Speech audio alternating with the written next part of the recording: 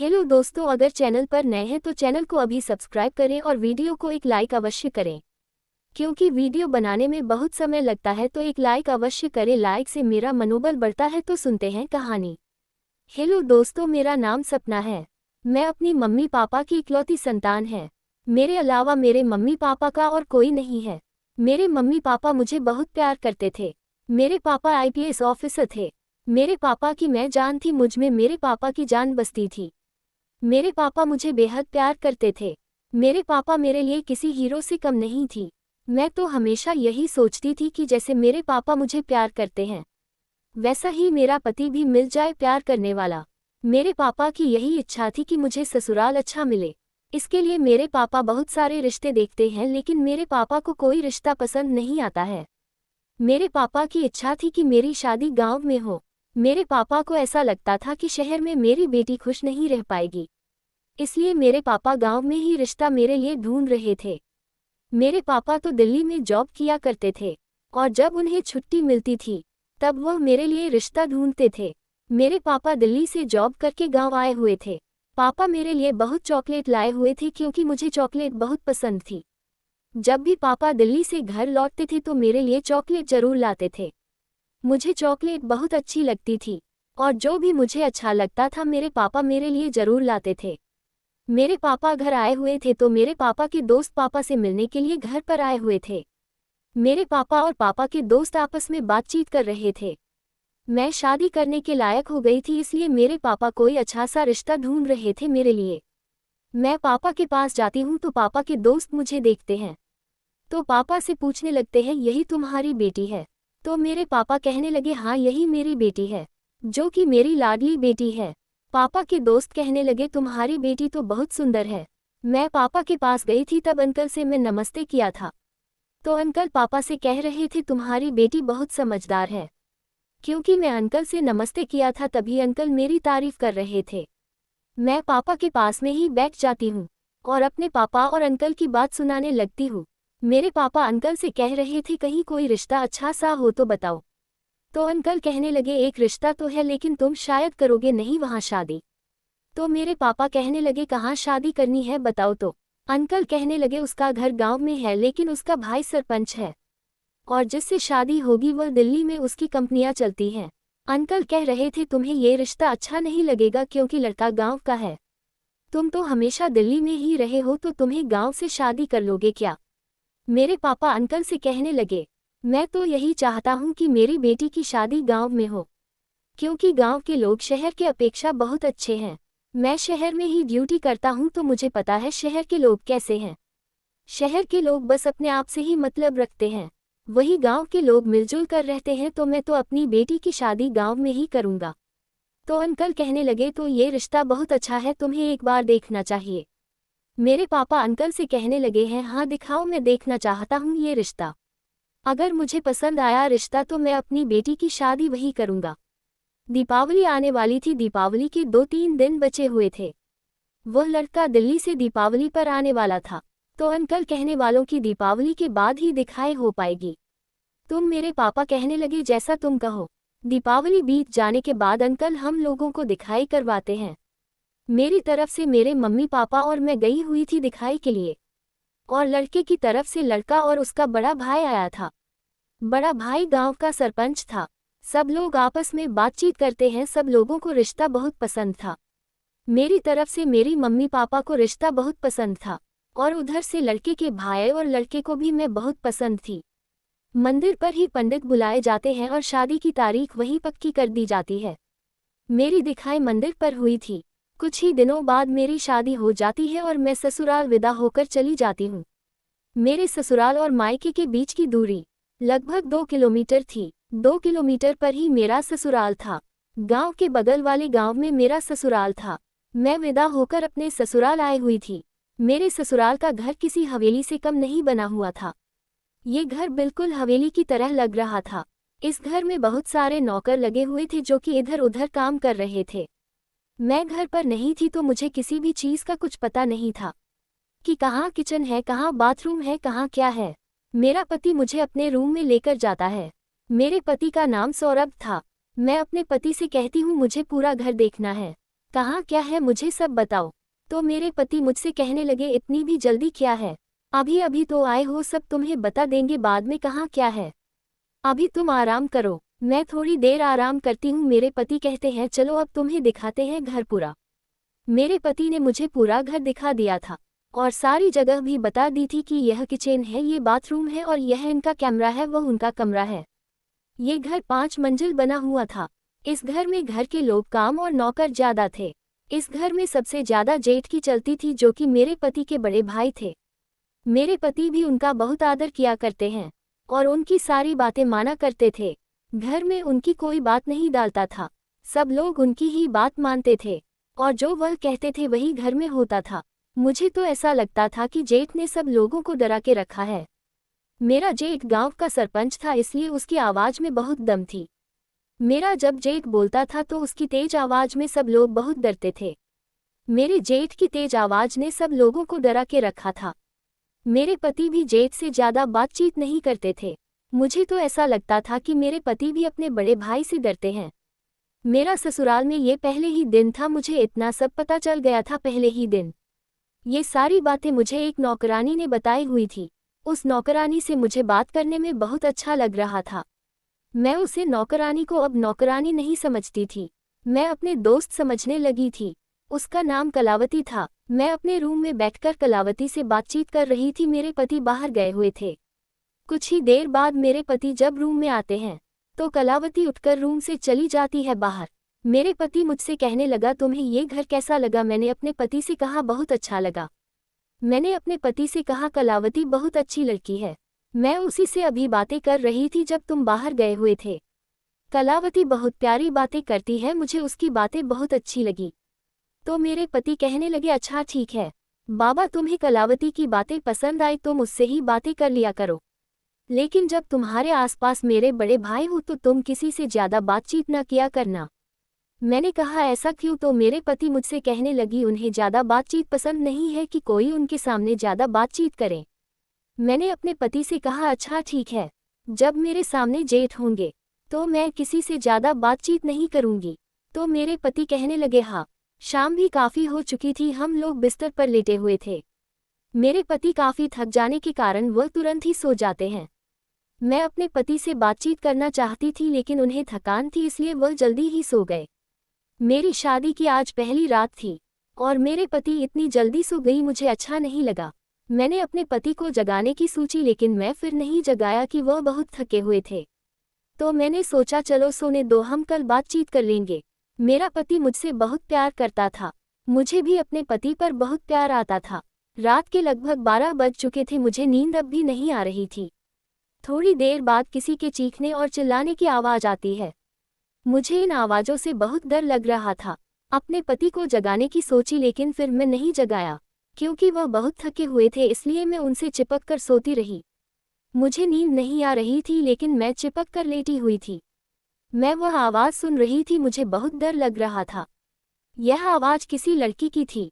लड़की बार बार कह रही थी, छोड़ दो, और वह बार बार हेल्प हेल्प कह रही थी। यह आवाज़ मुझे बहुत डरा रही थी कि आवाज़ें किसकी थी। मुझे अभी तक कुछ नहीं पता था क्योंकि यह मेरी पहली रात थी। रात की 1 बजे बज गए थे। 1 बजे बजाने के बाद चिकनी चिल्लाने की आवाज़ में अचानक बंद हो जाती है। लगभग 1 घंटा चीखने और चिल्लाने की आवाज़ बार बार आ रही थी। सीखने की आवाज़ जब बंद हो जाती है, कुछ ही देर बाद में सो जाती हूँ। मैं लगभग 2 बजे सोई थी, इसलिए मुझे सुबह देर हो गई थी उठने में। मेरा पति मुझसे पहले उठ जाता है और मेरे लिए चाय लेकर आता है। पति मुझे बहुत प्यार से जाग रहा था और कह रहा था, उठो मैडम जी, कब तक सोंगी? अब सुबह हो गई है, उठ भी जाओ ना। मेरे पति मुझे जगा देते हैं। मैं जग जाने के बाद रात की बातें सोच रही थी। वह चिकनी और चिल्लाने की आवाज़ किसकी आ रही थी? मेरा पति मुझसे कहता है, ये लो चाय और पियो। मैंने अपने पति से चाय ली और चाय को पिया। चाय पीते पीते मैं यही सब सो रही थी कि आखिरकार सीखने और चिल्लाने की आवाज़ ये कैसी थी। चाय पीने के बाद मैं अपने पति से कहा, मैं तुमसे एक बात पूछना चाहती हूँ। तो पति मुझसे बड़े प्यार से कहने लगा, हाँ पूछो, क्या पूछना चाहते हैं मैडम जी हमसे? मैंने कहा, रात में लगभग 12 बजे चीखने और चिल्लाने की आवाज़ आ रही थी किसी की। तुम बहुत नींद में थी इसलिए मैंने तुम्हें नहीं जगाया, और बहुत थके हुए भी थे इसलिए मैंने तुम्हें नहीं जगाया था। मैं बहुत डर रही थी और लगभग 1 बजे चीखने चिल्लाने की आवाज़ में अचानक बंद हो गई थी। मुझे यही जानना है कि सीखने और चिल्लाने की आवाज़ कहाँ से आ रही थी और कौन चीख चिल्ला रहा था। मेरे पति मुझे कहने लगे, मुझे तो कोई आवाज़ सुनाई नहीं दे रही थी। तुम जरूर ही कोई सपना देख रही होगी। मैंने अपने पति से कहा, ऐसा कुछ नहीं है, मैं सपना नहीं देख रही थी। मेरे पति मुझसे कहने लगे, अच्छा ठीक है, अगर आज तुम्हें फिर से वही आवाज़ सुनाई दे तो तुम मुझे जगा देना, क्योंकि मुझे तो कभी नहीं चीखने चिल्लाने की आवाज़ आती है। तुम्हारा आज पहले ही दिन था और तुम्हें सीखने और चिल्लाने की आवाज़ आ रही थी। तुम जरूर ही सपना देख रही होगी। मुझे पता था कि मैं सपना नहीं देख रही थी, ये सब हकीकत हो रहा था, लेकिन मेरे पति को मेरी बातों पर विश्वास नहीं हो रहा था। मैंने कहा, अच्छा ठीक है, सारी बातें छोड़ो। मेरा पति मुझसे कहने लगा, अब तुम बाहर चलो, तुम्हारा बहुत लोग वेट कर रहे हैं। मैंने अपने पति से कहा कि ये वेट कर रहे हैं सब लोग। मेरा पति मुझसे कहने लगा, आज तुम्हारी मुंह दिखाई है। गांव की कुछ महिलाएं आई हुई हैं तुम्हारा मुंह देखने के लिए, जो कि बरामदे में बैठी हुई है। अब तुम जल्दी जल्दी तैयार हो जाए और बाहर आओ, मैं जब तक बाहर चल रहा हूँ। मैंने कहा, अच्छा ठीक है, मैं भी तैयार होकर बाहर आ रही हूँ। थोड़ी देर बाद मैं तैयार होकर बाहर निकलती हूँ तो मेरे सामने मेरे जेठ बैठे हुए थे और कुछ गांव की महिलाएं बैठी हुई थी जो कि मेरा मुंह देखना चाहती थी। मैं घूंघट ओढ़कर अपने रूम से बाहर निकली थी। मेरे जेठ उन महिलाओं से कहने लगे, देखो यही विवेक की पत्नी है। विवेक मेरे पति का नाम था। कुछ नौकरानी मेरे पास आए और मुझे उन महिलाओं के पास ले जाने लगी। मैं उन महिलाओं के पास पहुंच जाने के बाद एक एक करके महिलाएं मेरे पास आते हैं और घूंघट उठाकर मेरा मुंह देखती है, और वह महिलाएं कुछ नेक भी मेरे पल्लू में रख के जाती है। धीरे धीरे करके सारी महिलाएं मेरा मुंह देख लेती हैं। सब महिलाएं मुंह देखने के बाद मेरी खूबसूरती की प्रशंसा कर रही थी। मेरी मुंह दिखाए हो जाने के बाद कुछ नौकरानी मुझे मेरा हाथ पकड़कर मेरे रूम में लेकर आते हैं। मैं रूम में आ जाती हूँ। मुझे आपचैन की सांस मिली थी। मैं बहुत बोर हो रही थी। मुझे रीति रिवाज बिल्कुल भी अच्छे नहीं लग रहे थे। मैं बहुत बोर हो रही थी इन रीति रिवाज के कारण। मेरे पति रूम में आए। मैं अपने पति से कहा, मैं यहाँ बहुत बोर हो रही हूँ। जब तुम दिल्ली जाना तो मुझे भी अपने साथ लेकर चलना, क्योंकि मैं यहाँ अकेले नहीं रह पाऊंगी। मैं जब अपने पति से कहा कि मुझे भी तुम अपने साथ दिल्ली ले चलना, ये कहते ही मेरे पति के चेहरे का रंग उड़ गया था। मैंने अपने पति से कहा, क्या हुआ, तुम मुझे अपने साथ नहीं ले चलोगे क्या? तो मेरे पति मुझसे कहने लगी, ले चलूंगा, लेकिन उन्होंने ये शब्द बहुत कठिनाई से कहा था। मुझे ऐसा लग रहा था कि मेरा पति अपने साथ मुझे नहीं ले जाना चाहता। पूरा दिन भी जाने के बाद जब रात हुई, मेरा पति फिर से जल्दी सो जाता है, लेकिन मैं आज भी जगी हुई थी और वही रात के 12 बजे जाने के बाद फिर से वही मंजर मेरे सामने था। 12 बजे बजाने के बाद फिर से किसी के चीखने और चिल्लाने की आवाज़ें आने लगती है। सीखने और चिल्लाने की आवाज़ आ रही थी। इन चीखने और चिल्लाने की आवाज़ों से मुझे बहुत डर लग रहा था। ये सीखने और चिल्लाने की आवाज़ ऐसी लग रही थी कि जैसे कि किसी 15 साल की लड़की की हो। 15 साल की लड़की बार बार चेक और चिल्ला रही थी और मदद मांग रही थी। मेरे पति सो रहे थे। इतनी तेज तेज चीखने और चिल्लाने की आवाज़ आ रही थी, लेकिन मेरे पति इन आवाज़ों से नहीं जगते हैं। मैंने तुरंत ही अपने पति को जगाने की सोची। मैं तुरंत ही अपने हाथों से अपने पति को जगाने लगती हूँ। मेरे पति थोड़ी ही देर में जाग गए थे, लेकिन मेरे पति के जग जाने के बाद अचानक ही वह सीखने और चिल्लाने की आवाज़ बंद हो जाती है। लगभग 1 घंटे से चीखने और चिल्लाने की आवाज़ आ रही थी, लेकिन मैंने अपने पति को बहुत देर में जगाया था। लगभग 1 घंटे सीखने और चिल्लाने की आवाज़ें आती रही। मैं उन आवाज़ों को सुन रही थी, लेकिन मैंने अपने पति को जब जगाया तो चीखने और जलाने की आवाज़ बिल्कुल ही बंद हो गई थी। मेरे पति मुझसे कहने लगे, क्या हुआ? तो मैंने कहा, अभी सीखने और चिल्लाने की आवाज़ आ रही थी। तो मेरे पति मुझसे कहने लगे, कहाँ चीखने और चिल्लाने की आवाज़ आ रही है? मेरे पति मुझसे कहने लगे, तुम जरूर ही कोई बुरा सपना देख रही होगी। मैंने अपने पति से कहा, मैं कोई सपना वगैरह कुछ नहीं देख रही थी। तो मेरे पति मुझसे कहने लगे, तो अब अचानक आवाज़ बंद हो गई क्या? तो मैंने कहा, हाँ, अचानक ही तुम्हारे जैन के बाद सीखने और चिल्लाने की आवाज़ बंद हो गई। अब तुम सो जाओ, तुम्हें कोई सपना आया होगा। मैं यही सोच रही थी कि मैं अपने पति को जगाने में बहुत देर कर दी। अगर मैं जल्दी अपने पति को जगाया होता तो उन्होंने चीखने और चिल्लाने की आवाज़ सुन ली होती। मैं तुरंत ही थोड़ी देर बाद सो जाती हूँ और सुबह फिर से मुझे लेट हो जाता है उठने में। मेरे पति आज भी मुझसे जल्दी उठ गए थे। मेरे पति मेरे लिए चाय का कप पड़े हुए थे और मुझे जाग रहे थे। मेरे जग जाने के बाद मेरे पति चाय का कप मुझे पकड़ा देते हैं और कहते हैं, मैडम जी चाय पी लो, सुबह हो गई है। मैंने चाय का कप पढ़ा और चाय पीने लगी। मेरे पति मुझसे बहुत प्यार से बातें कर रहे थे। वह भी चाय पी रहे थे और मैं भी चाय पी रही थी। मैं रात के बारे में ही सोच रही थी और मैं अफसोस कर रही थी कि मुझे अपने पति को जल्दी उठा देना चाहिए था। मैं देर कर दी इसलिए मेरे पति ने चीखने और चिल्लाने की आवाज़ ही नहीं सुनी और जब तक मेरे पति उठे जब तक चीखने और चिल्लाने की आवाज़ बंद हो गई थी। मैं यही सारी बातें सोच रही थी। आज मेरे पति अपने काम से दिल्ली जाने वाले थे। मैंने अपने पति से कहा, मैं अकेले यहाँ नहीं रुकूंगी, मैं भी तुम्हारे साथ चलूंगी। तो मेरे पति मुझसे कहने लगे, हाँ ठीक है, तैयार हो जाओ। लेकिन उन्होंने बेमन कहा था कि तैयार हो जाओ। शायद उनका पानी नहीं था मुझे ले जाने को अपने साथ, लेकिन मेरे पति ने चाहे जैसे कहा हो, मुझे ये फर्क नहीं पड़ रहा था कि उनका मन है या नहीं मुझे ले जाने का। मेरा तो मन यही था कि मैं अपने पति के साथ ही जाऊंगी।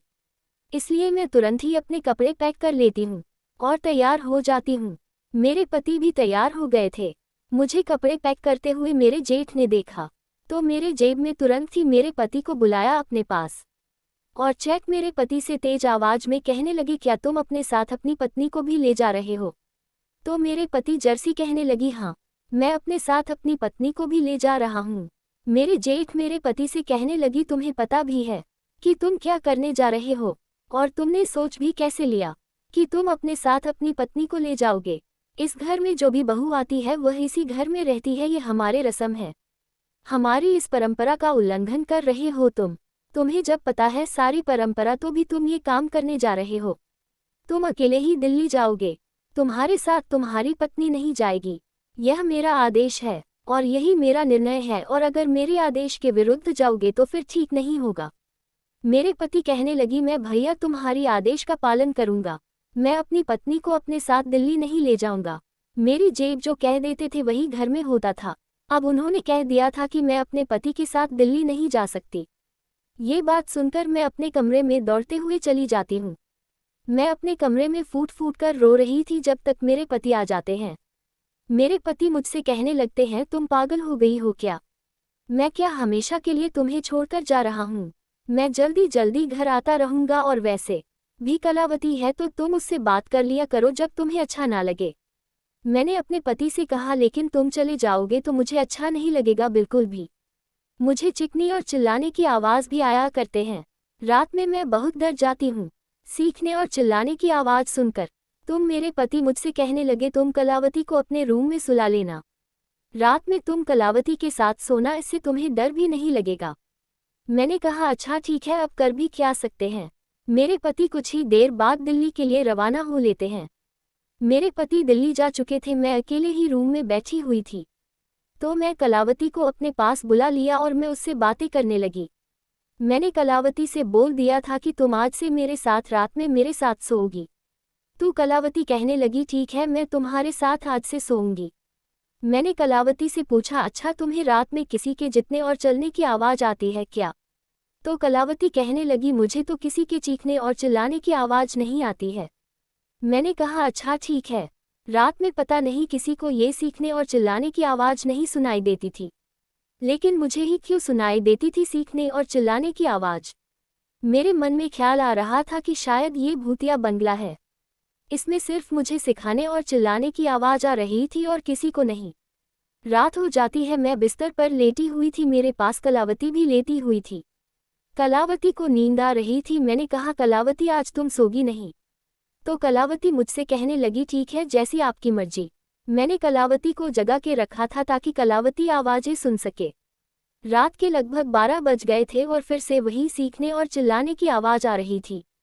मैं तुरंत ही कलावती से कहने लगी, तुम्हें आवाज़ आ रही है ना? तो कलावती घबरा के कहने लगी, मुझे तो आवाज़ ही नहीं आ रही है। मैंने कलावती से कहा, तुम झूठ बोल रही हो, तुम्हारे चेहरे से साफ पता चल रहा है कि तुम्हें भी इन आवाज़ों से डर लग रहा है। मैंने कलावती से कहा, सच सच बताओ, तुम्हें आवाज़ आ रही है ना? तो कलावती कहने लगी, हाँ आ रही है, और यह आवाज़ रोज आते हैं, मुझे रोज यह आवाज़ सुनाई देती है। मैंने कहा तो फिर तुम पहले झूठ क्यों बोल रही थी कि मुझे यह आवाज़ सुनाई नहीं दे रही? तो कलावती मुझसे कहने लगी, एक दिन एक नौकरानी ने यही सवाल तुम्हारे जेठ से कर दिया था कि रात में चीखने और चिल्लाने की आवाज़ आया करती है, तो तुम्हारे जेठ ने उसे नौकरानी को जान से मार दिया था। जब से कोई इस आवाज़ पर न कुछ कहता है और न कुछ सवाल जवाब होते हैं। ये सीखने और चिल्लाने की आवाज़ आया करती है, लेकिन कोई किसी को कुछ नहीं बताता है, क्योंकि तुम्हारे जेठ ने उस नौकरानी के साथ बहुत गलत किया था। इसलिए लोग आज भी डरे हुए हैं, और यह राज ही है। इस राज को कोई नहीं जानता है कि यह आवाज़ कहाँ से आती है और किस लिए आती है। सुनाई तो सबको देता है लेकिन कोई इस पर बोलता नहीं है। लेकिन अब मैं ये राज जानना चाहती थी, इसलिए मैंने कलावती से कहा कि तुम मेरे पीछे पीछे आओ। तो कलावती मुझसे कहने लगी, मैं इस काम में तुम्हारा साथ नहीं दे सकती, क्योंकि यह बात अगर तुम्हारे जेठ को पता चली तो वह मुझे जान से मार देंगे। तो मैं कलावती से कहा, अच्छा कोई बात नहीं, तुम सो जाओ। तो कलावती थोड़ी ही देर में सो जाती है, लेकिन सीखने और चिल्लाने की आवाज़ अब भी आ रही थी। मुझे ये राज जानना था, इसलिए मैं तुरंत ही उठी और अपने रूम से बाहर निकली। मुझे डर तो बहुत लग रहा था, लेकिन मुझे ये राज जन थे। यह आवाज़ ऊपर से आ रही थी। मैं सीढ़ी चढ़कर ऊपर पहुंच जाती हूँ। मैंने ऊपर जाकर देखा तो मेरे पैरों तले जमीन खिसक जाती है, क्योंकि यह सीखने और चिल्लाने की आवाज़ मेरे जेठ के रूम से आ रही थी। मैं जेठ के रूम के पास गई और मैं खिड़की से झांक कर देखा। तुम मेरे होश खराब हो गए, क्योंकि मेरे जेठ एक 15 साल की लड़की की जिंदगी के साथ खेल रहे थे। मैं ये सब देखकर दंग रह जाती हूँ। मैं तुरंत ही अपना फ़ोन निकालकर अपने जेठ की वीडियो बना लेती हूँ, क्योंकि मुझे अपने जेठ की सच्चाई सबके सामने लानी थी। जेठ का पर्दाफाश करना था। मेरा जेठ जेठ नहीं था, एक हवन था जो रोज एक मासूम लड़की की जिंदगी के साथ खेलता था। वह लड़की गांव की ही लग रही थी, क्योंकि उसके पहनावा गांव वाला ही था। वह लड़की चीख और चिल्ला रही थी, लेकिन मेरी जेब को उसे पर थोड़ी सी भी तरस नहीं आ रही थी। वह लड़की बार बार कह रही थी कि मुझे छोड़ दो, मुझे अपने घर जाना है। लेकिन मेरे जेठ ने उसे नहीं छोड़ा और उसकी जिंदगी के साथ खेलते रहे। अगर इस टाइम मैं कुछ लड़की की जिंदगी बचाने की सोची तो मैं मारी जाऊंगी। इसलिए मैंने अपना फ़ोन निकालकर वीडियो बनाना शुरू कर दिया था। वीडियो पूरी बनाने के बाद मैं अपने रूम में आ जाती हूँ। रूम में कलावती सो रही थी। मैं भी उसके साथ सो गई, लेकिन मुझे सुबह तक बिल्कुल भी नींद नहीं आ रही थी। मैं अपने जेठ के बारे में ही सोच रही थी कि तू कितना गलत कर रहे हैं इन गांव वाली लड़कियों के साथ। मैं तो अपनी जेब को बहुत शरीफ समझती थी, लेकिन वह तो एक बहुत गिरे हुए इंसान निकले। मुझे सुबह होने का इंतजार था, और जब सुबह हो जाती है मैं तुरंत ही अपने पापा के पास फ़ोन लगाकर सारी बातें बता देती हूँ। पापा से बात हो जाने के बाद मैं तुरंत ही अपने पति को सारी बात बताती हूँ। मेरे पति मुझसे कह रहे थे, मैं थोड़ी ही देर में घर आ रहा हूँ। थोड़ी ही देर बाद मेरे पापा मेरे ससुराल आ गए अपनी फोर्स के साथ, और मेरे पति भी दिल्ली से घर आ जाते हैं। मैंने जो वीडियो बनाई थी मैंने सबको दिखा दी। अब ये राज सबके सामने था और मेरी जेठ फंस चुके थे। मेरे जेठ अब झूठ भी नहीं बोल सकते थे, क्योंकि वीडियो मैंने बना ली थी, और वह वीडियो सबको मैं दिखाए। मेरे पापा आईपीएस ऑफिसर थे, तो तुरंत ही मेरे पापा जेठ को अरेस्ट कर लेते हैं। मेरे पति के सामने भी ये राज आ चुका था। मेरे पति मुझसे माफ़ी मांग रहे थे, कह रहे थे कि मुझे माफ़ कर दो। मैं अगर तुम्हारी बातों पर ध्यान दिया होता तो कब का ये पकड़े गए होते। मेरे पति जेठ से कह रहे थे, मुझे तुम्हारे भाई होने पर भी शर्मिंदगी महसूस हो रही थी। मैं ये सोच भी नहीं सकता था कि तुम ऐसा काम कर सकते हो। मेरे पापा मुझसे कह रहे थे, मुझे गर्व हो रहा है तुम पर कि तुमने ऐसा काम कर दिखाया। मैंने भी अपने पापा से कहा, आखिरकार मैं अब आपकी बेटी हूँ। मेरे पापा मेरे पति से कहने लगी, अब दिल्ली जब भी जाना मेरी बेटी को भी अपने साथ लेकर जाना। तो मेरे पति कहने लगे, मैं जरूर अब की बार तुम्हारी बेटी को अपने साथ लेकर जाऊंगा, क्योंकि मैंने एक बार गलती कर दी, मैं दोबारा गलती दोहराने नहीं चाहता। थोड़ी ही देर बाद मेरे पापा जेठ जी को अरेस्ट करके ले जाते हैं पुलिस थाने। मेरे जेठ ने बहुत सारी लड़कियों की जिंदगी बर्बाद कर दी थी, इस कारण उन्हें उम्र कैद की सजा होती है। थोड़े ही दिनों बाद मेरे पति मुझे अपने साथ दिल्ली ले गए। मैं दिल्ली जाकर बहुत खुश थी अपने पति के साथ। मेरे जेठ को तो मैंने उसके किए की सजा दिल दी। अगर कोई ऐसा करता है तो उसके साथ भी ऐसा ही होना चाहिए। मैं और मेरे पति अब दिल्ली में खुशहाल जिंदगी काट रहे हैं, और जेठ सलाखों के पीछे है।